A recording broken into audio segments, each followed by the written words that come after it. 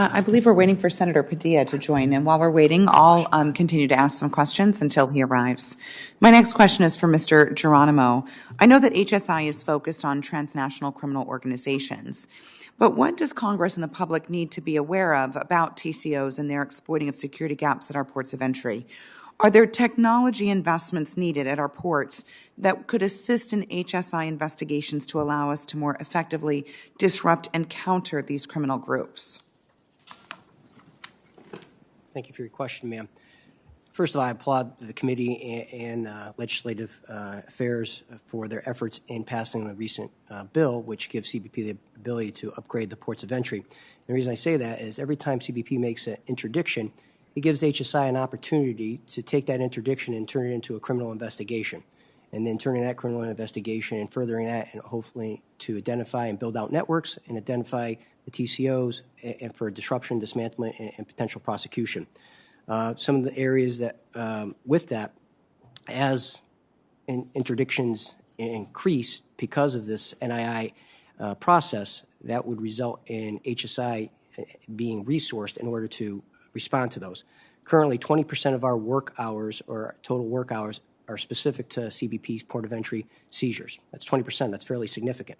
And every time there is an interdiction by CBP, HSI spends at a minimum 95 hours to handle that interdiction from cradle to grave.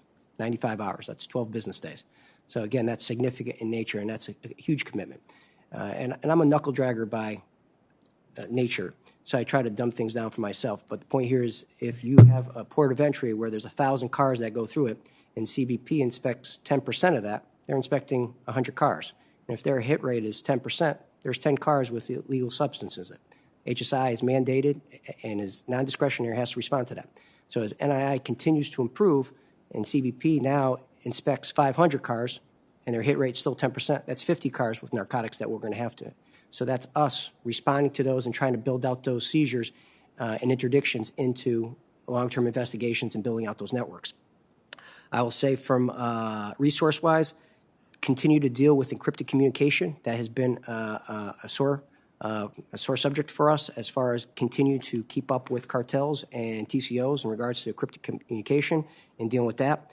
Approving the Shadow Wolves Enhancement Act would be a plus. That would help close the gap, especially in the tribal lands, as far as TCOs taking advantage of that.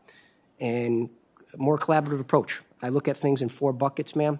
I look at things from an interdiction perspective, intelligence perspective, interdiction, investigation, and prosecution. And the goal is to move from one bucket to another bucket as seamlessly as possible.